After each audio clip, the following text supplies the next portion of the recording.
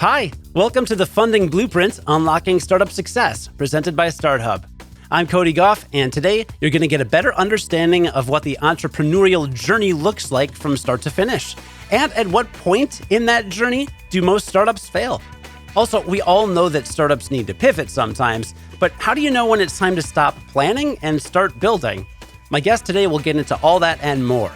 His name is John Wensveen. And if this was an aviation podcast, he would be $1 million guest. He has incredible academic leadership experience from working at some of the world's best higher education institutions for aviation. And he's the author of 2 leading industry books, including one of the best-selling books on air transportation management ever. But this is a startup podcast, so today John's going to share his entrepreneurial expertise. He's currently the Chief Innovation Officer at Nova Southeastern University and the Executive Director of the Alan B. Levan NSU Broward Center of Innovation.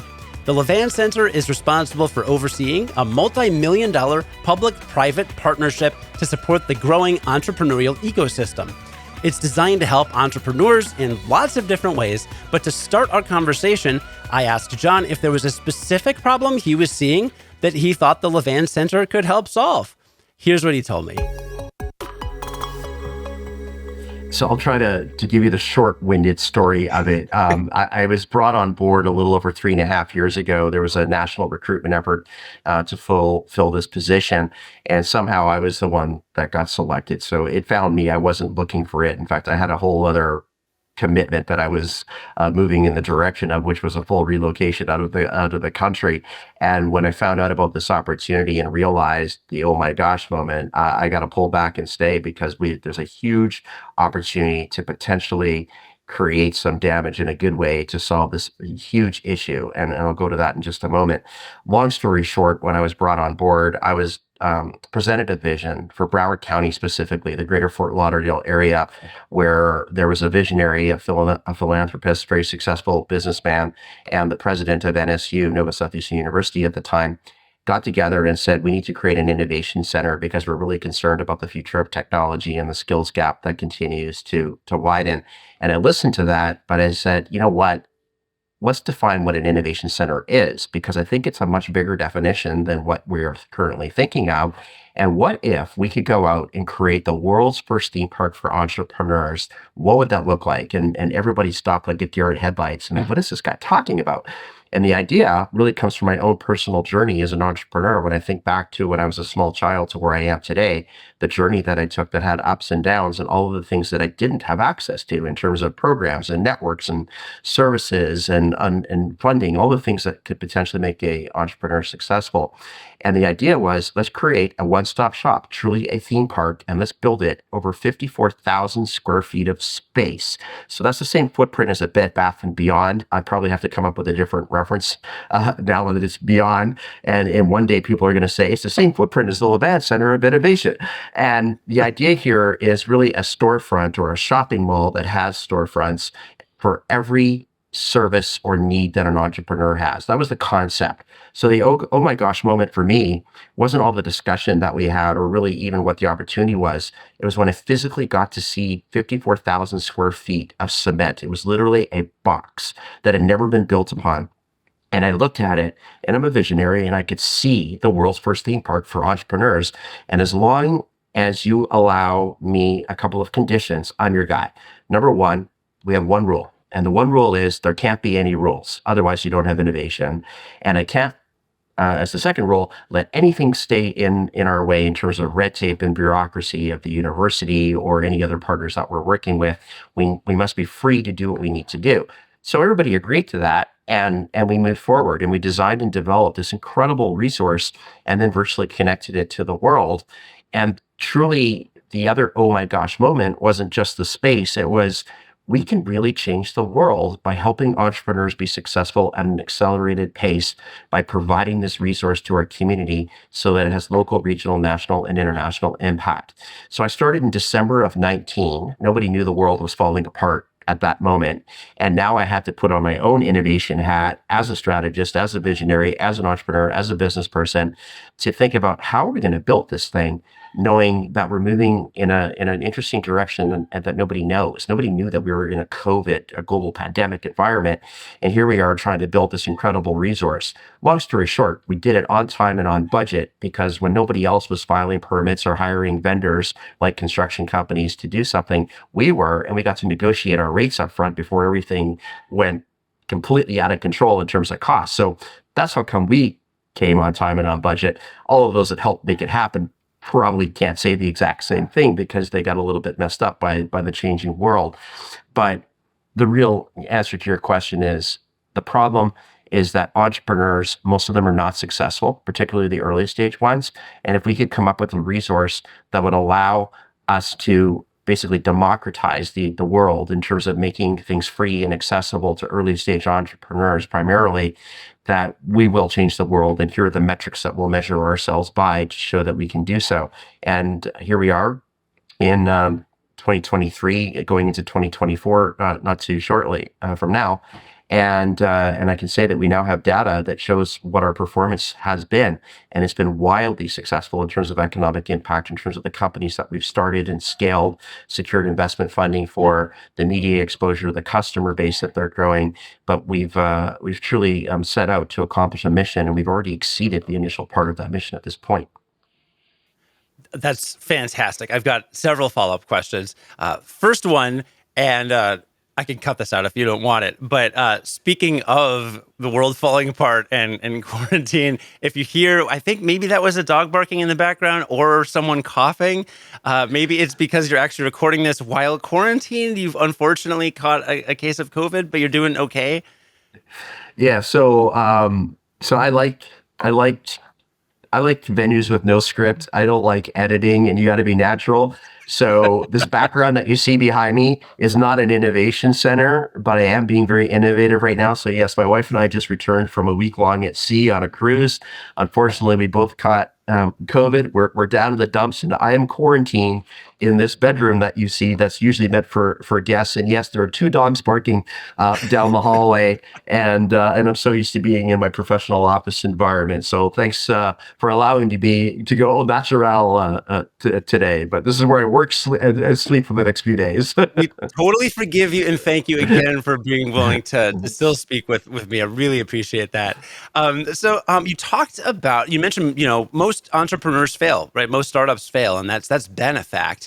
Do you think that's that's just going to happen anyway? Or you mentioned you've seen results. Like, do you really think there's a way to create a world in which a much higher percentage of startups are successful? Yeah, absolutely. And the beta test has already been proven. We've already done it. And I can give you multiple examples of what we've done in such a short period of time. And just to validate the model that we've created, because it is truly unique, not just the United States, but worldwide. We recently received the number one first place award by an organization called the Global Consortium of Entrepreneurship Centers for Best Emerging Entrepreneurship Center after being a little over 1 year old. The stats that we've got coming out, usually you don't see until 5, 6, 7 years of maturity. And we've been able to prove that we can support companies. So we've launched more than 65 new companies over the last year.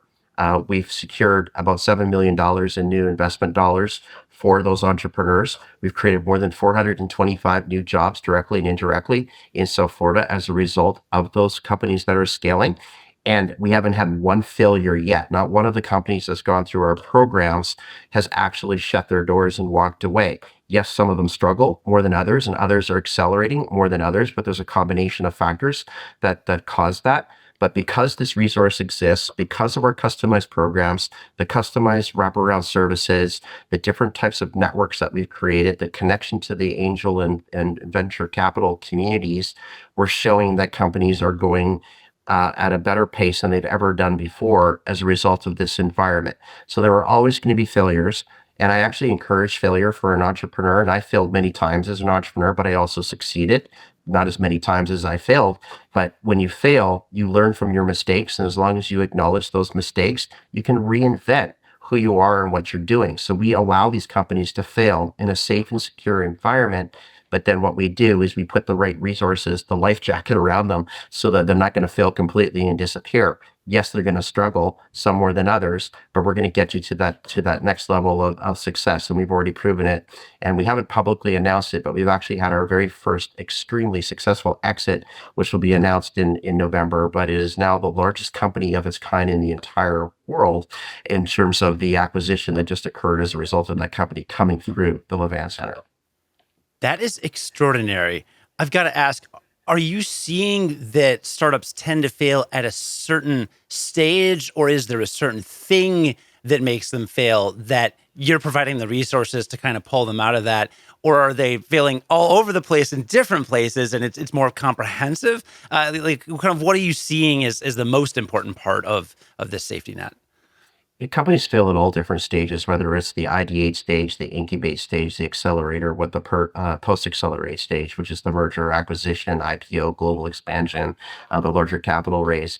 But the majority of entrepreneurs do fail at the very beginning of their journey, mainly because they don't know what they don't know. They're relatively inexperienced in most cases. They don't know that resources like an innovation center exist. They don't know that different types of programs are out there to help them, where the services are accessible and in most cases free. And the challenge with early stage entrepreneurs, especially if they've never been through their own founder's journey, is they often believe that they're smarter than everybody else because it's their product, it's their service, it's in their heart, it's what they're passionate about. And they have to be open-minded and flexible, and they have to be able to adapt to the changing world around them and be open to criticism.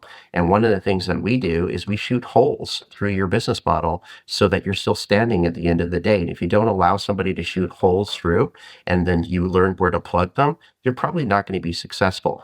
But I can also simplify it. At any stage of the journey, it doesn't matter if you're early stage, mid stage, or later stage, there are three key elements that make an entrepreneur successful or a company successful. It's the right plan, it's the right people, and it's the right money. And if any one of those three things is wrong, chances are you're not going to be successful. You can take a much deeper dive into what that means, right plan, right people, right money.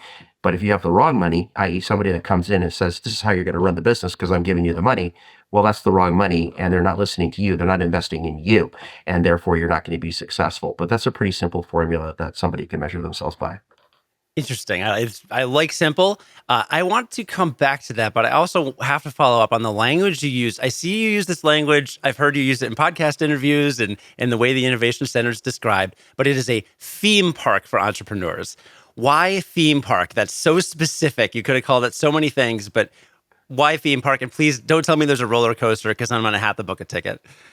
Well, there is a virtual roller coaster, so yes, you got your free pass. So season's pass. The theme park concept, you're right. It could be called a lot of different things, and depending on the day, sometimes we call it something else.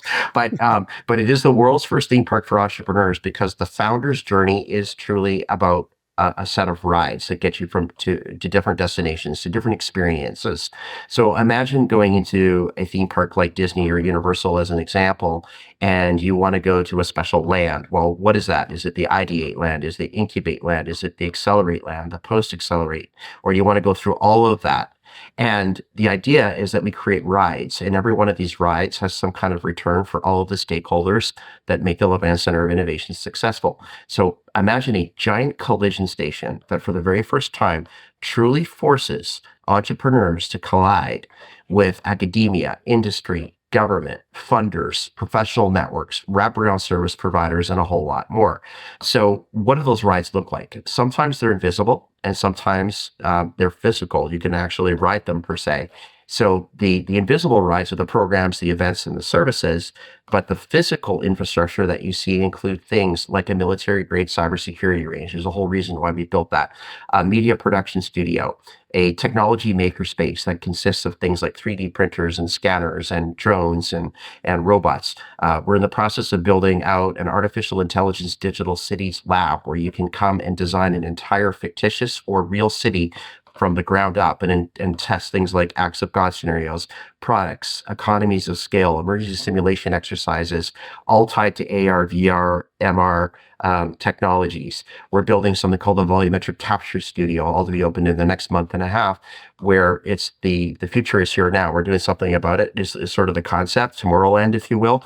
And the volumetric capture studio, you're going to walk into this room that'll have black aluminum pipes and 74 cameras and sensors and the brightest white lights you've ever seen in a green floor. And I can capture your motion and then superimpose you as a digital twin into any environment you could ever dream of. So if you think about being an entrepreneur and a prototype that you've got to show somebody, instead of just showing you, hey, here's my prototype, the best cup I've ever made in the world, I can actually take you inside the cup. I can actually have an experience inside that cup. As an example, we also have the only official pitch presentation space purposely built with the psyche of the entrepreneur in mind in this space. A commercial kitchen, a digital grab-and-go cafe, meeting spaces, quiet pods, caffeine stations, which are mini collision stations all over, kind of a water bottle concept of getting everybody together to drink water and collide. We're building a mobile innovation unit or an innovation center on wheels. So they'll be with us in about 12 to 18 months. It's a double-decker bus that'll be built in Europe as a shell and then imported to the US, and then it'll be fully customized inside to be equipped with nothing but emerging technologies, including the coolest podcast studio you've ever seen at the front of the bus on the top floor. And then we can roll into communities to deliver programs, events, services, introduce them to emerging technologies, among other things. And there's a whole lot more that I haven't discussed, but when I talk about rides and you come and do an actual walking, talking tour, basically I'll give you your theme park entrance ticket and you'll be able to ride whatever rides make sense for you, including that digital roller coaster. And it'll make you dizzy. And you basically get to pick and choose what's best for you. So it's a menu with appetizers, entrees, and desserts. What do you want off that menu? Okay, yeah, it definitely sounds like a theme park. Okay, listener, hang on, don't go anywhere. If you're thinking, well, it's in South Florida, I'm not in South Florida. What does this have to do with me? Like that was really great, and it does. I could ask a follow-up question on each of those things you talked about and do a whole podcast episode on it. But let's first make sure that the listener understands that they don't have to be in South Florida to get involved, right? Isn't there a whole other maybe not virtual component, but a whole other way to get involved with the work that you're doing, even if they're not there physically? Yes, correct. So local, regional, national, international impact is the mission. So we're virtually connected to the world. So there are different ways that you can access the Levan Center. You could be a program participant, and our programs are all free. We bootstrap it entirely out of our own pocket and then eventually move into a sponsorship model with the industry. So if you're an entrepreneur in a different state or even a different country and you successfully apply to one of our programs, there are ways that you can do that virtually or even in a hybrid format. That's be the next evolution for us. We also have different tiers of memberships. Those are paid memberships, from virtual access, which is the most economical, to full-fledged corporate memberships and a whole bunch of things in between, depending on who you are and what your needs are. And what we try to do is make a lot of our events virtually accessible as well, so that you can participate remotely. And we've created something called a country desk model. And this is turning out to be quite exciting, where we now go to the highest level of government within innovative nations around the world, where we actually negotiate an agreement that both parties sign, and then that country provides access to the growing innovation, technology, entrepreneurial ecosystem in their region, connects them to us, and then we will import entrepreneurs from other countries and create a soft landing pad for successful U.S. market entry using the Levan Center in South Florida as the gateway to the United States.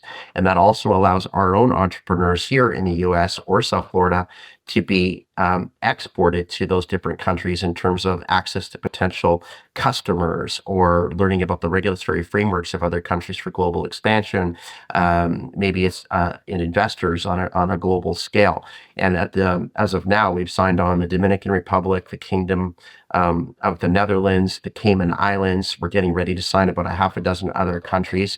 Huge interest coming out of Latin America right now, because everybody wants to be in the U.S. and everybody wants to go through Miami to get that done. But here's another opportunity coming out of Greater Fort Lauderdale. So long story short, wherever you are in the world, there are different ways that you can connect your programs, the memberships, the services, and the events that we offer. Now, South Florida is already a hotbed of entrepreneurship. There's like, it's just becoming a startup mecca, it seems, like a Silicon Valley, but just in South Florida. Um, I imagine with that many people already on site, plus you've got all this expanded access around.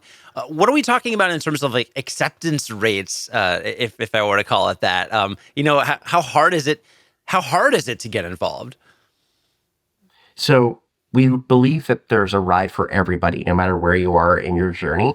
And one of the things that we'll do is we'll assess who you are and what you're doing, because what you think you might need might not be realistic. So what we will do is we will find a home for you somewhere under that roof, whatever that may look like.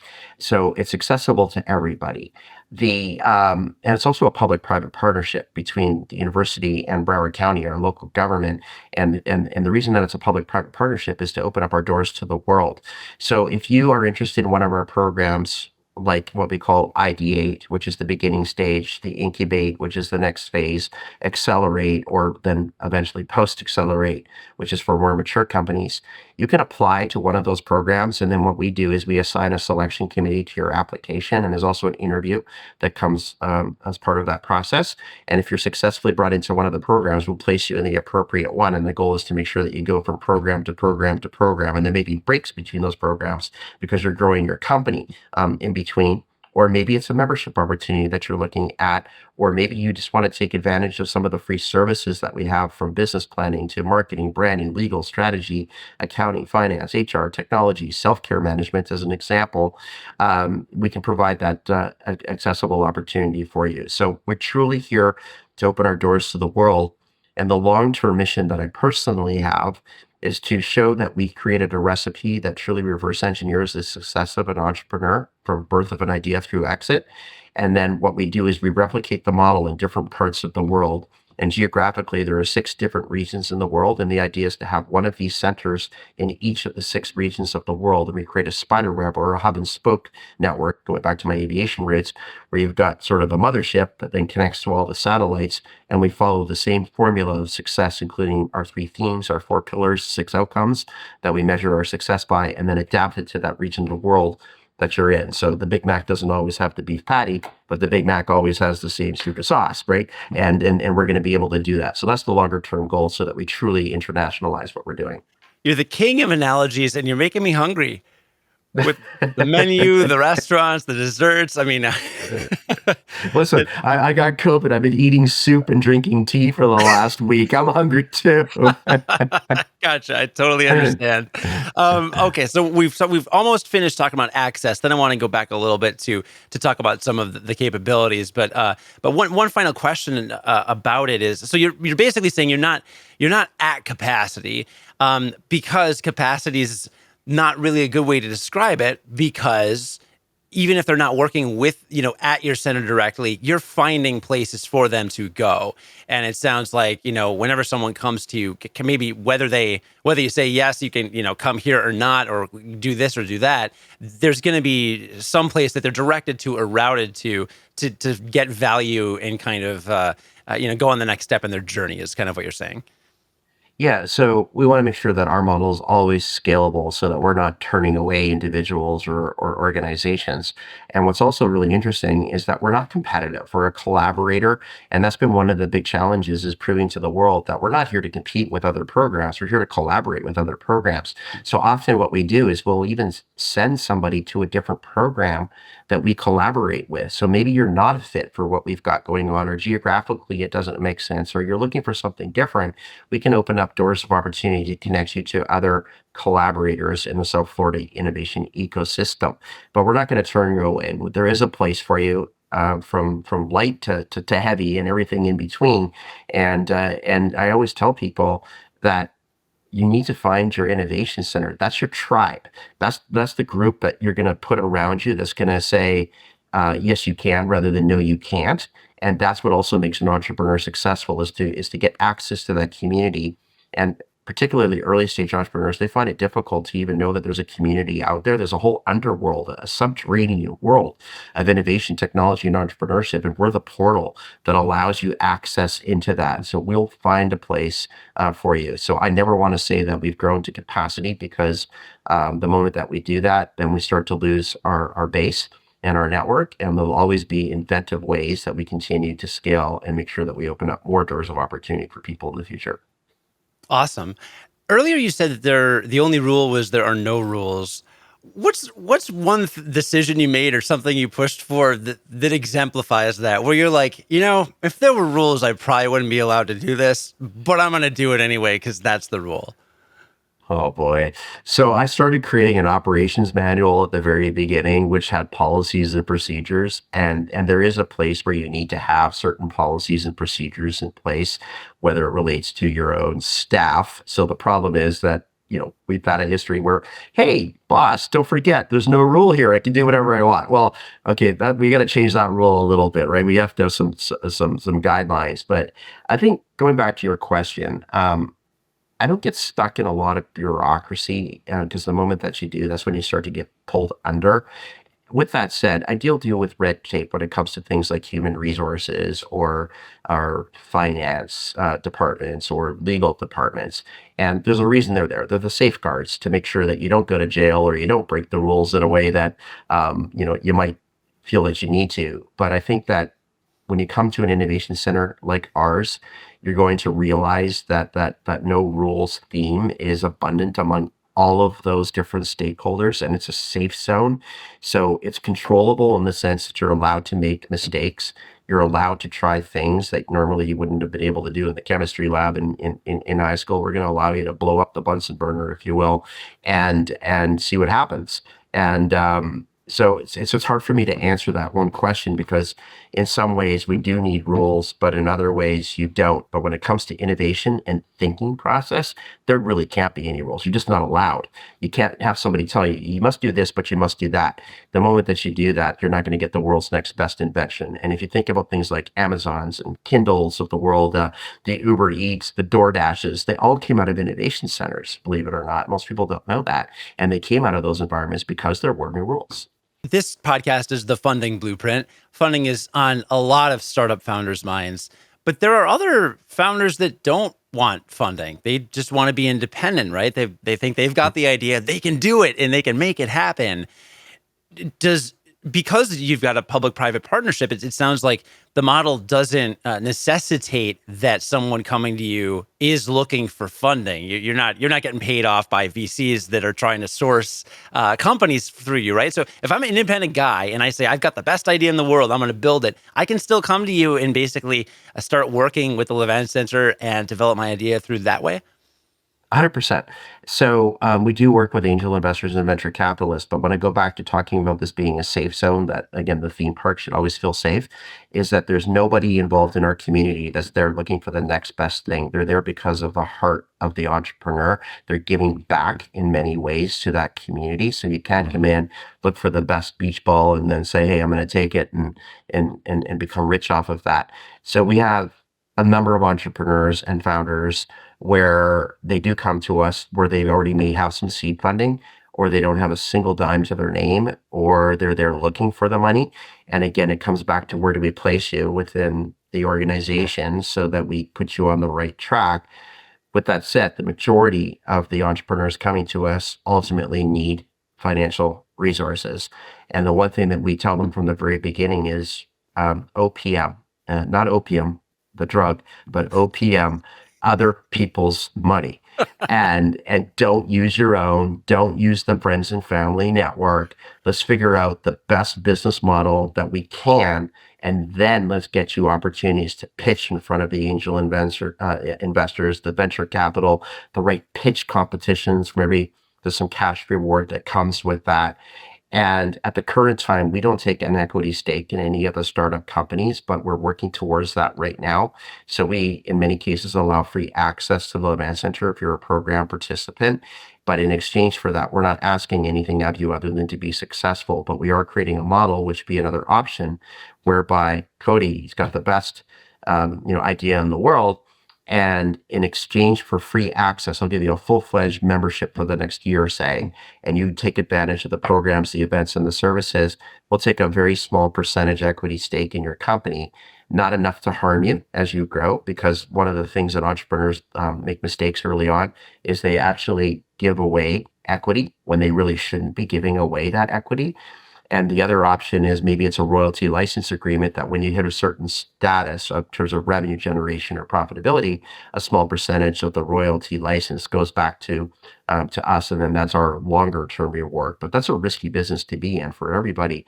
But if you do follow that pathway when it is available to you, we're going to make sure that we don't rob you of that real estate or that opportunity to earn the money, but we're going to have a skin in the game to help you be more successful if you didn't have us engaged with you. Cool. I know I told you I'd keep it under 30 minutes, so we're right about at time. I one other quick question for you. You talked about three key elements are right plan, right people, right money. But startups have to pivot, right? They're supposed to pivot all the time. So when is the right plan the plan? How many times you got to revise it? Because we can think about something all day, right? But at some point you just got to kind of do. So how do people find that balance for the right plan?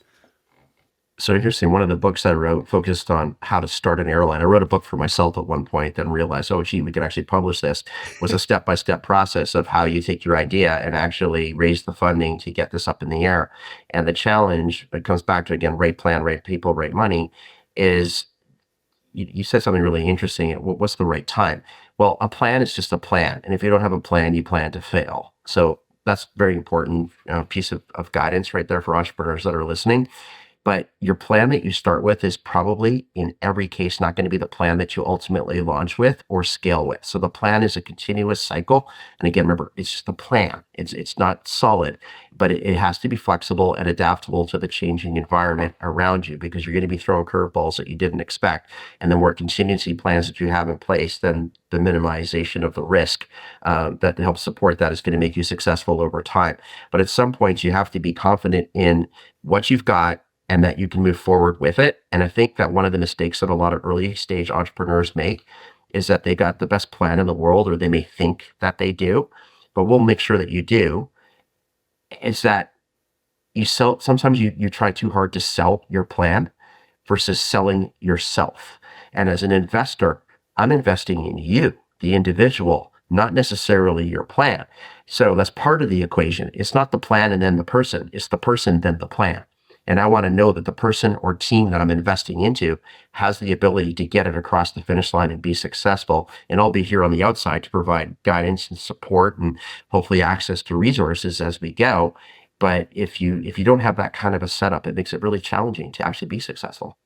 That's fascinating. And if you're going to invest in that person, as you mentioned before, and I've heard other guests have told me the same thing, humility, the willingness to be told that you're wrong about something and to learn from your mistakes, which is so interesting because as an entrepreneur, you have to also be super confident. It's the strangest thing. It really takes kind of a secret sauce to create a successful startup entrepreneur. Would you agree with that? Absolutely. So don't rely on the PowerPoint behind you, right? And then look at my PowerPoint. In fact, the best entrepreneur doesn't have a PowerPoint. So if I can sell you the elevator pitch, right? It's true. So I have elevators. I got 4 shafts of elevators at the Levan Center, and they're 30-second rides. I'm going to put you in an elevator and you're going to sell me from the first to the 5th floor or the 5th floor to the first on what it is without the use of a single resource. It's going to come from your words, your passion, your energy, your physical movements. And I have sold a $50,000 item in 30 seconds in that elevator to prove that it can be done. So rely on you, be confident, know your product, know your service, know your model. Never say, oh, I'll get back to you. You want to make sure that you can anticipate whatever questions are going to get, come at you. But listen to the guidance, listen to the advice, particularly early stage, and put the right people around you, the right mentors. And that's another thing that we do is we put the right mentors, not a mentor, the right mentor around you that matches your personality as well, so that you guys are in this together and we're both going to be successful. So the LMB Levan NSU Broward Center of Innovation. Please check it out. And then, John, where's the best place people can Google it, but how do you recommend they get started? So you can go to our website, it's nova.edu/innovation. And I will tell you that the website is just a Band-Aid. We're in the process of doing a really cool website, which will be more innovative and reflective of technology and entrepreneurship. The other way to get involved is you can just look me up, John Wensveen, on LinkedIn. I got a pretty big following, and I try to respond to every single person that reaches out to me, and I'll make the appropriate connections for you as well. Awesome. Thank you so much for joining me, John. It's clear you're having a lot of fun with this. It's always nice to talk to somebody that's having a blast doing what they're doing. I am having that. So I'm sick as a dog right now, but this is what keeps me going, right? And it also helps when you got somebody like yourself on the other end of the microphone that, asks the right questions, has the right commentary, is energized, engaged, enthused about what they're doing. So you kind of live off of each other's passion for what we're doing. So I thank you for that too. Well, thanks. I appreciate that. Please feel better soon. And thanks again for joining me. This was a great conversation. I know our audience will get a lot of value out of it. And hopefully you'll get a lot of emails now from people. Oh, great. More email. Yeah. We'll have links to learn more about John. Follow him on LinkedIn and everything in the show notes. Just check the description of this podcast episode for links. Thanks so much, John. Thank you. Thanks for listening. Next week, I'll be talking to an award-winning business attorney about the legal ins and outs of entrepreneurship. Like, when and why do startups need a lawyer, and how can they afford one? Just remember to follow the Funding Blueprint on Apple Podcasts, Spotify, or your favorite podcast app to get new episodes for free every week. In the meantime, let's keep the conversation going. Join our engaged community of entrepreneurs and investors on Discord. There's a link to find that in the description of today's episode. The Funding Blueprint is produced by me, Cody Goff, with audio and video editing by Sean Patel. If you're looking for exceptional sound design or audio-video production work, get in touch with Sean at seanpatel.com. Thanks again for joining me, and have a great week.